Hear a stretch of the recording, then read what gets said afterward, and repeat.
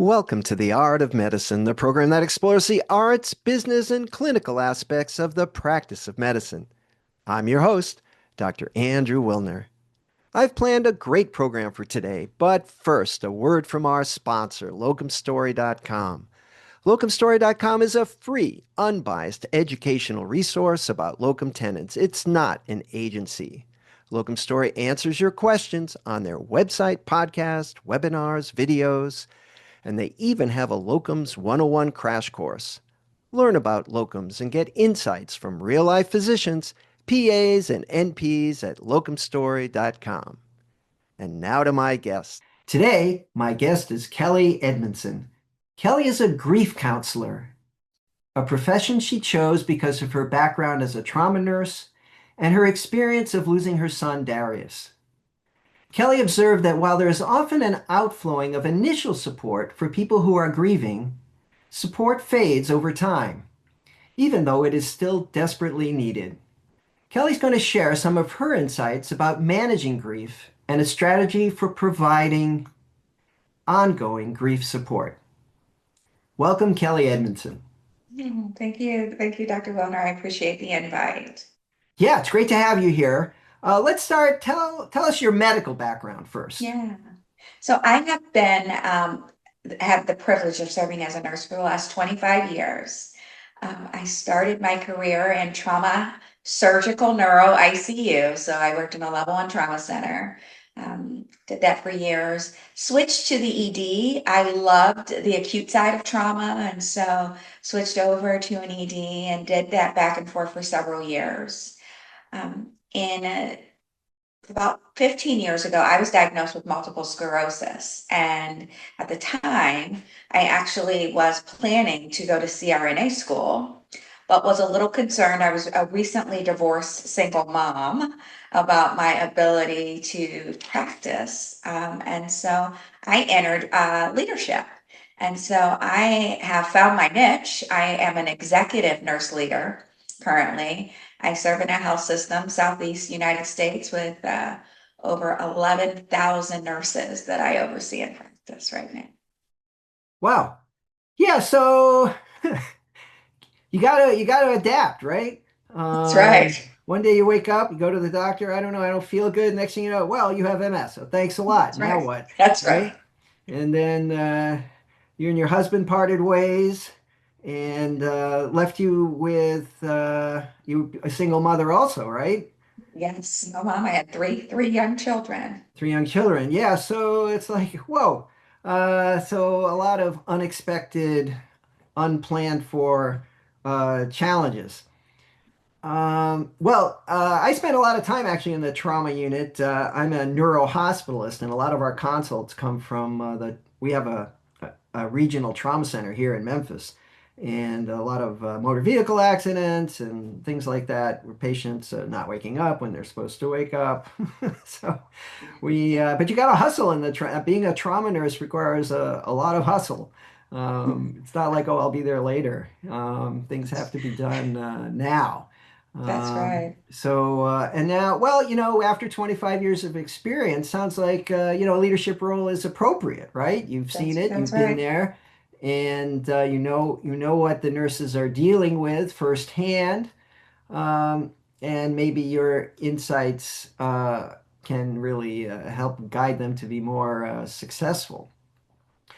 I feel like I practiced at the highest level, the highest intensity level of care really in that ICU environment. But we also had the opportunity there to deal with people in crisis. And so the Hmm. conversations, the connections, the way you support people through end of life.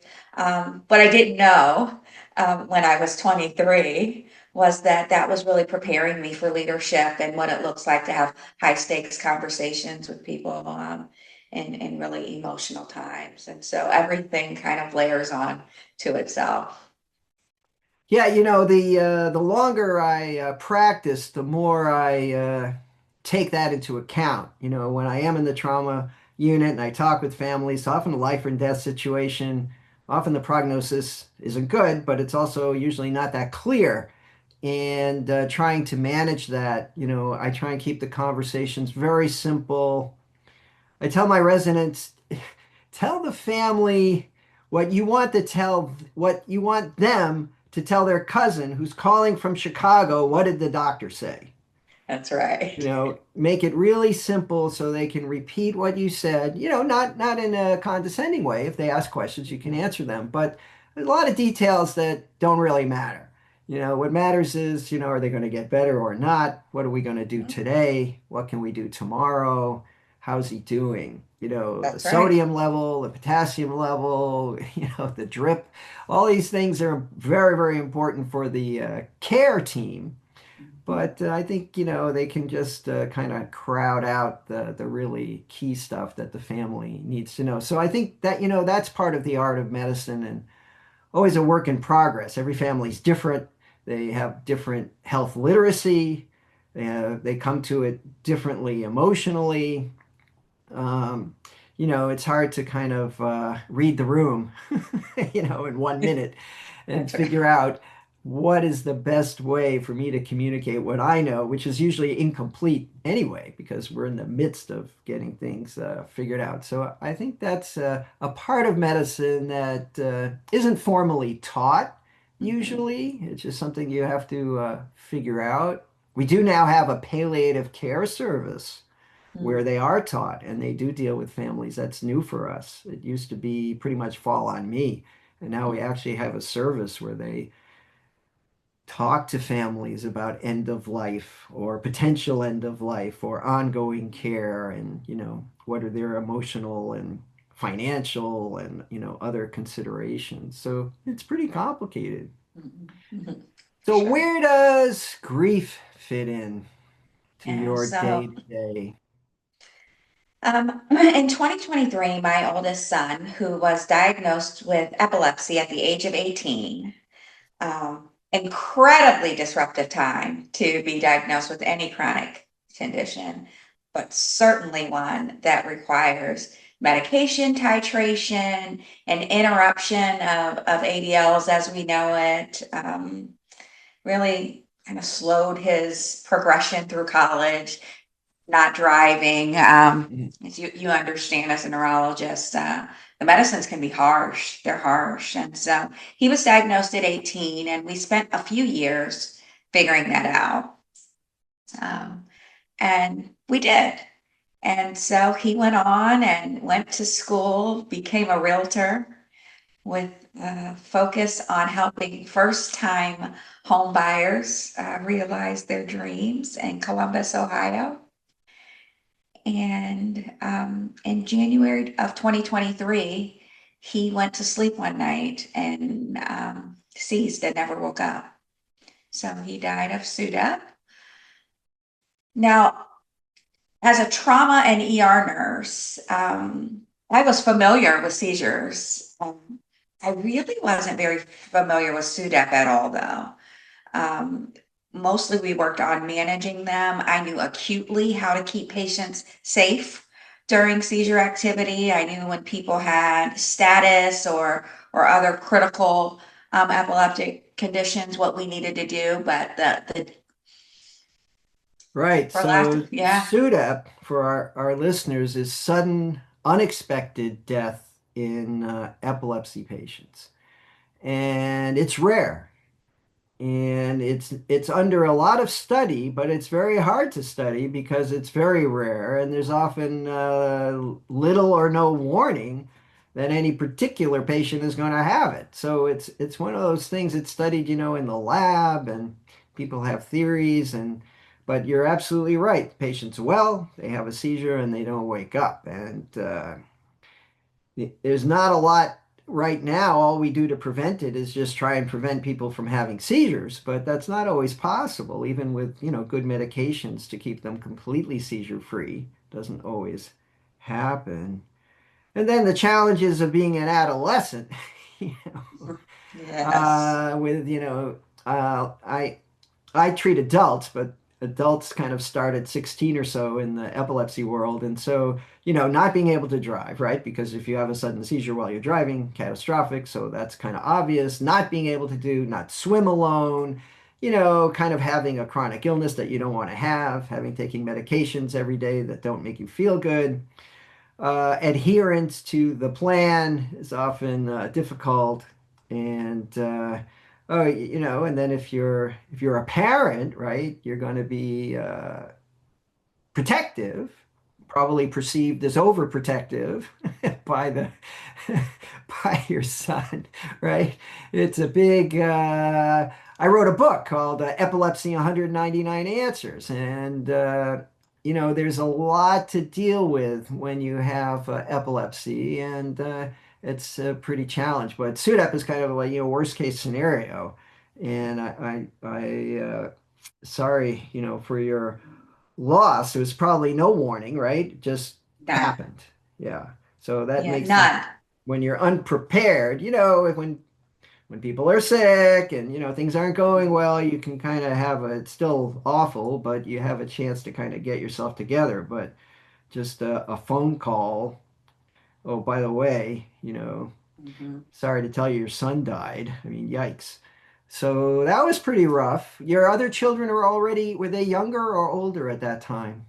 So he was the oldest, so they were younger. My youngest, who was 22 at the time, was the one who called to let me know about Darius. So I was, you talk about sudden and unexpected. I was on a cruise ship at the time that he passed away. So a life interrupted, for sure, for all of us. People never die at convenient times, I've You know, discovered.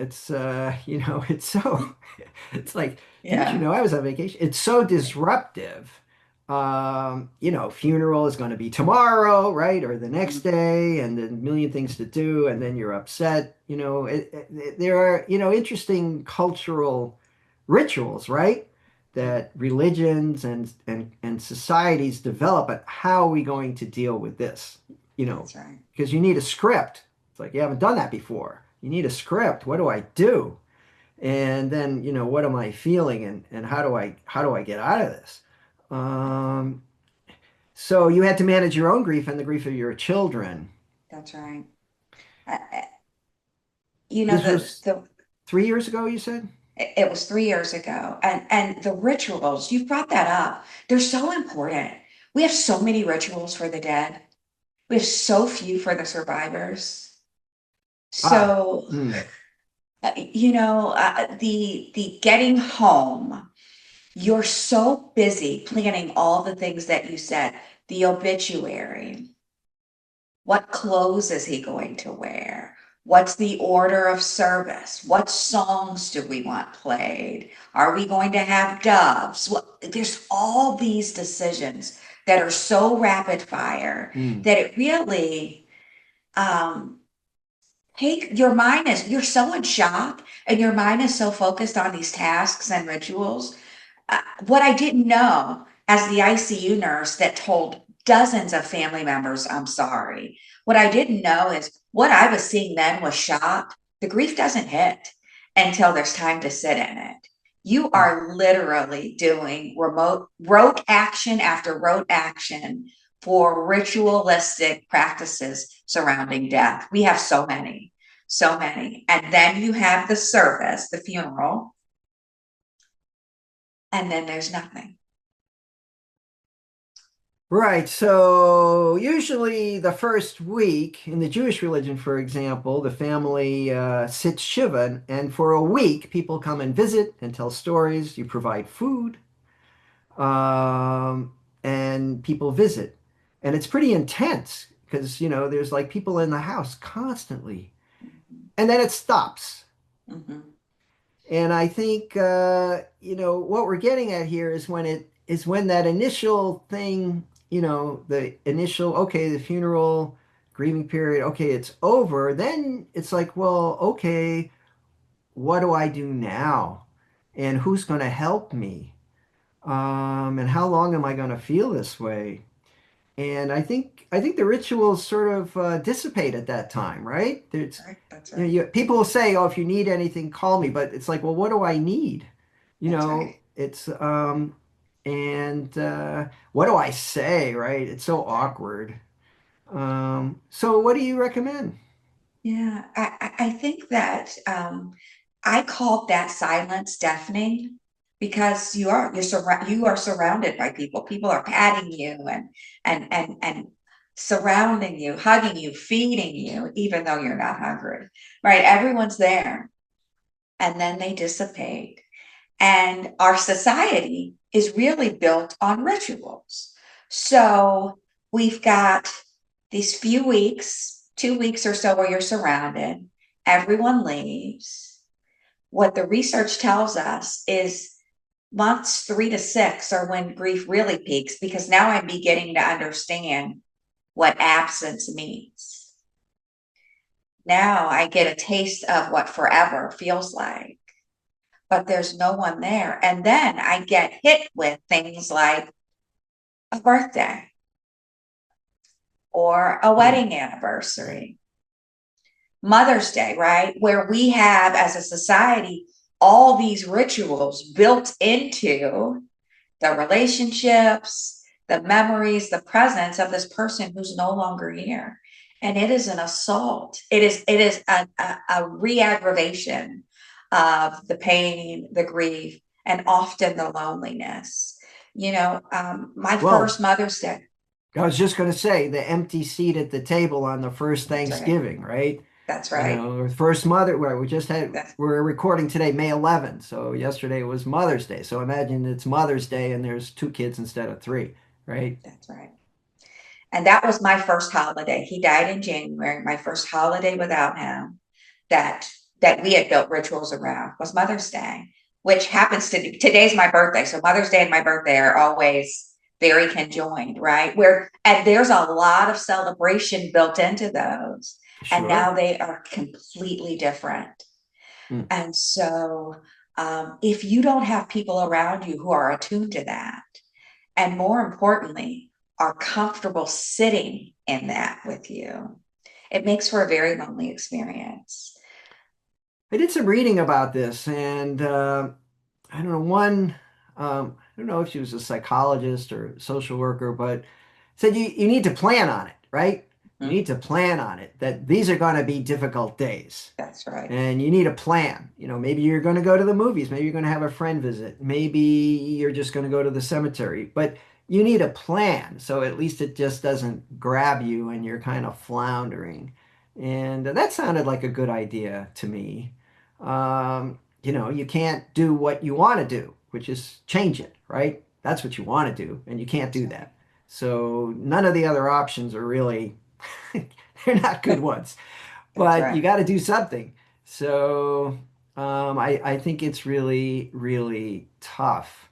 And yet it's something that we pretty much all of us go through, right? That's Everybody right. has parents that die off, and friends. You get older and older, That's your right. friends are less and less reliable, you That's know. right. And I mean, but yet when it happens, it's like it's out of the blue, right? There seems to be a disconnect with how natural it is, and yet how we kind of, I don't know if denying is the right word. Everybody sort of admits to it if you push them. But, I mean, all of us think we're going to live forever, right? We Despite do. despite the evidence against it. So what is timely presence? Yes. So a timely presence is really a reframing of those rituals. It's a reframing of it.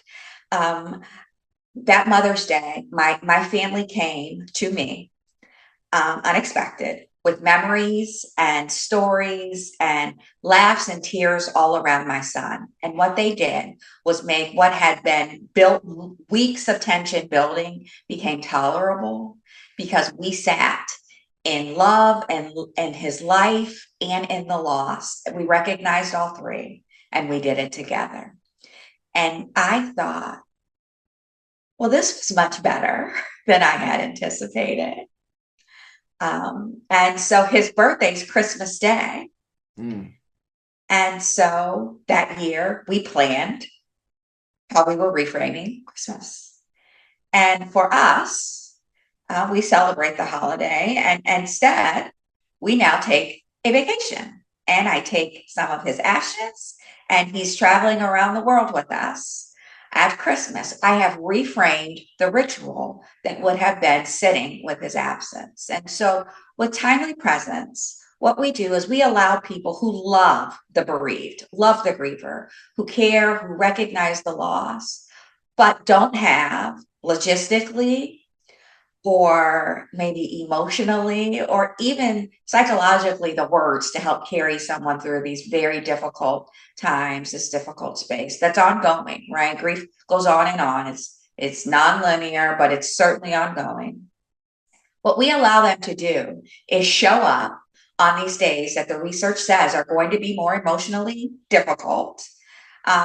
We show up on the emotional calendar and we come with curated gifts that are personalized, reflecting the life and the love that was lost, that just say, today's your wedding anniversary. I know today's different than it has been, but I want you to know I'm thinking of you and you're not alone, right? With a beautiful tribute gift that comes. And we do that all year long based on the relationship and the emotional calendar that would be associated with it. And so it really is presence timed for when we know that someone will face grief more, act more acutely, more intensely. And that's the whole premise of timely presence. I think one of the things that people struggle with, and including me, is when someone has lost someone, it's like, well, it's obviously a touchy subject. And Mhm. so there's I think, an instinct to maybe avoid it.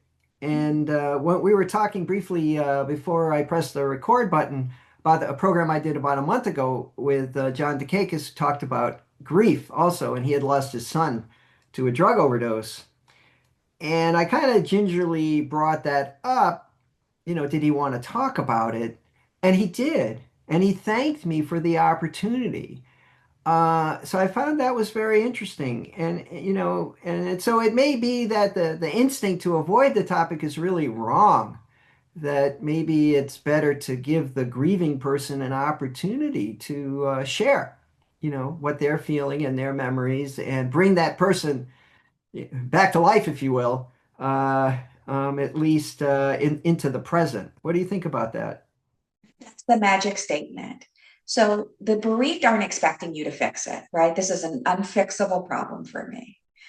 I want you to acknowledge it's a part of what I carry every day. And I want my person to not be forgotten. That's what people want. They don't want you to fix it. They want you to say, I know you're going through something and I'm here. And the absence of recognizing what they're carrying is actually an additional burden for them. Hmm. People don't want to feel alone in this. And I have to tell you, yesterday was Mother's Day. And so I got a text from a colleague and it said, I used to be afraid to bring up losses and challenges because I didn't want to cause more pain. I didn't want to trigger someone with more pain. But the work that you're doing and sharing Darius and his story and your grief work has caused me to rethink that. So I'm thinking of you and Darius today. Happy Mother's Day. You're still his mom. Best gift I received. Best gift I received. What that meant to me is that my son's legacy is that people don't feel alone through it. There wasn't a bereaved mother on the planet, yes, all across our country, who wasn't thinking about their child yesterday. Not all of them got the opportunity for someone to say, I'm thinking of you. And so that's the best gift someone could give me is to keep my son's name forward. It's the sweetest word I've heard. Um, and I haven't met a grieving person who hasn't wanted to feel like they're seen, they're heard, that someone acknowledges the pain while recognizing that you shouldn't feel alone in it. Those are magic words. So is Timely Presence like a website that you go to and you sort of subscribe to it, or how does that work? Yeah. So it's a website. We're an e-commerce site and it's a one-time purchase. So you make the purchase once. You give us the necessary details, and then we send the gifts out on your behalf all year long. We send you a message that says, hey, just wanted to let you know that Kelly's son's birthday is next week. The wind chime is on the way. So you're able to make the personal connection if you'd like. But it comes with a personalized hand-signed note from you that recognizes them on the day. But the reality is, people care. You're busy, right? You're busy in your own life. And so the time to check in and know that this is the birthday, and this is the anniversary, and this is the holiday, that's difficult to do. So we made it logistically easy for you to show up all year with a one-time purchase. So who is the person that does that? Is it the grieving person or a friend of the grieving person?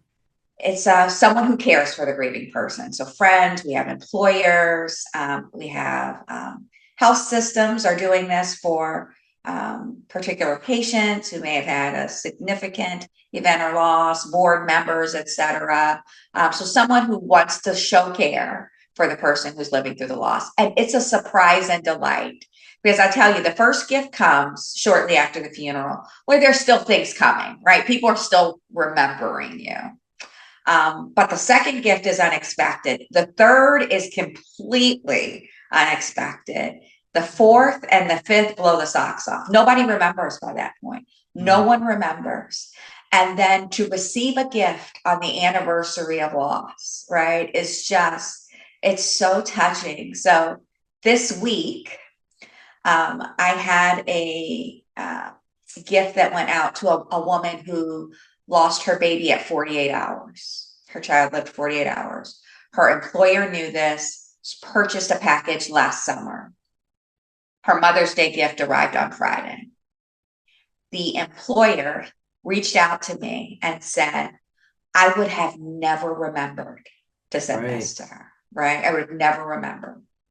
And her employee told her, this week has been so dark for me. God was in the details with me receiving this gift, right? I felt alone, and I just feel like you wrapped me in a hug.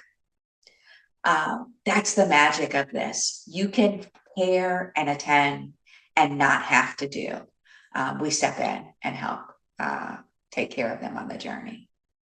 So in addition to timely presence, do you have any advice for people that are struggling with grief? Yes. I'd say to people who want to support someone who's grieving, don't make them responsible for it. I think we want to do the right things and we say, just let me know what you need. They don't know what they need.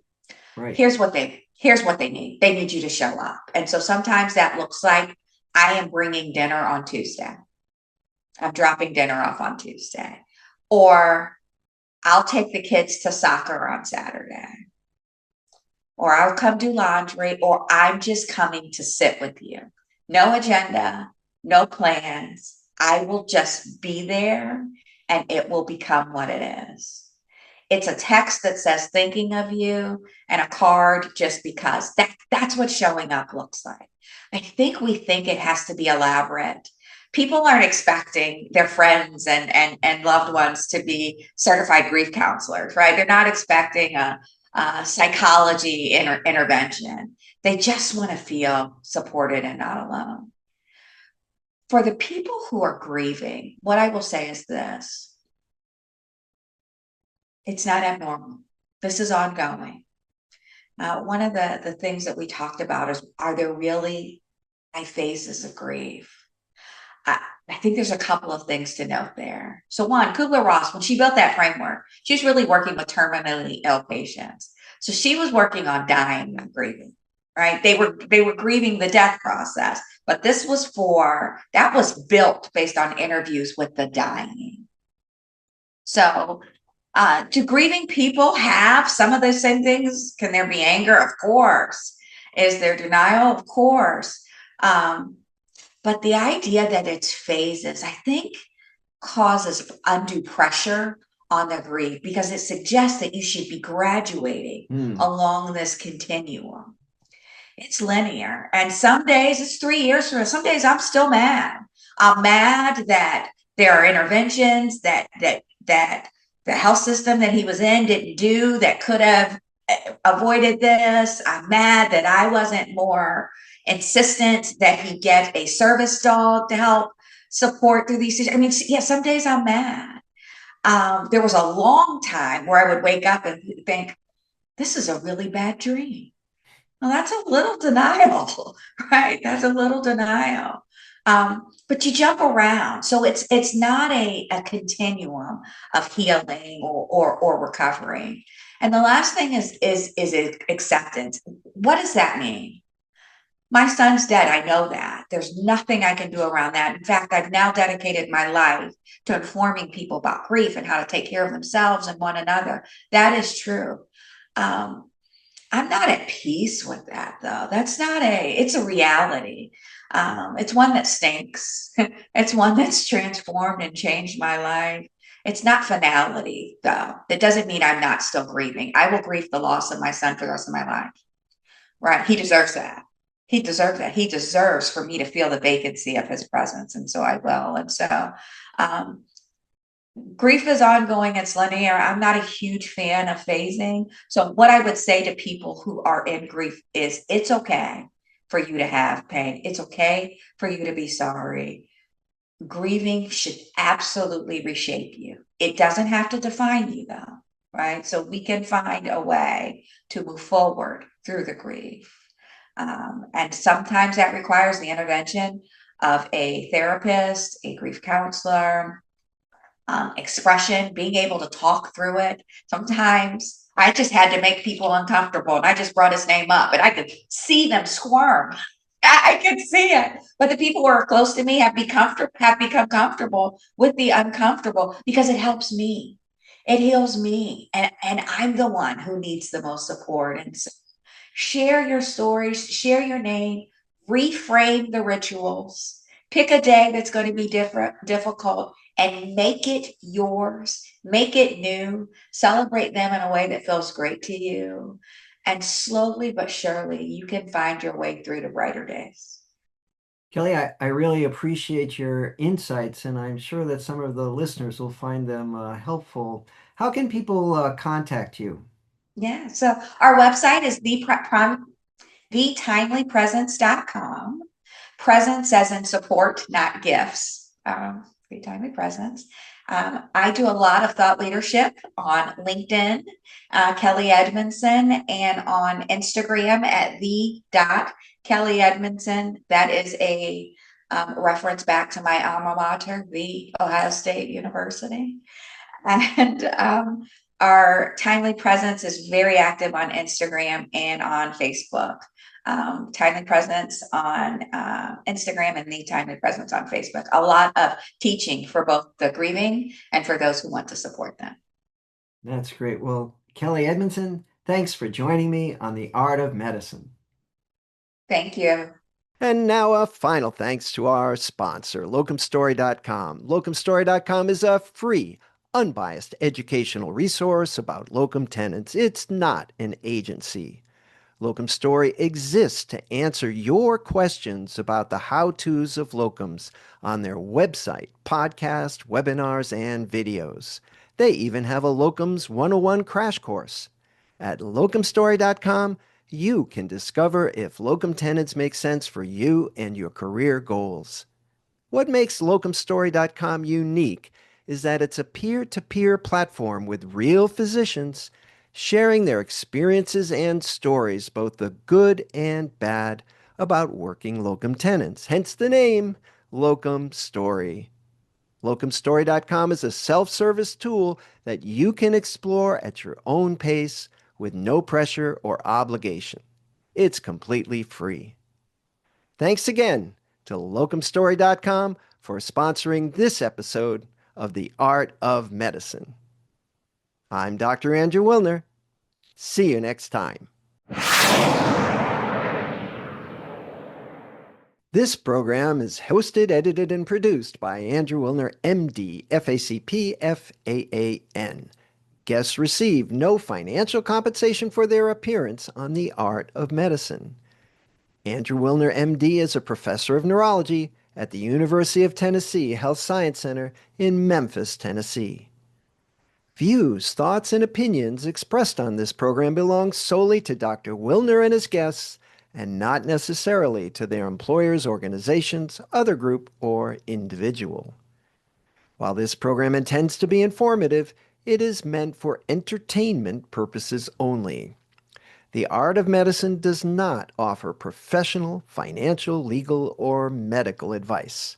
Dr. Wilner and his guests assume no responsibility or liability for any damages, financial or otherwise, that arise in connection with consuming this program's content. Thanks for watching. For more episodes of The Art of Medicine, please follow on YouTube or your favorite podcast player. Please share with your friends and subscribe. www.andrewwilner.com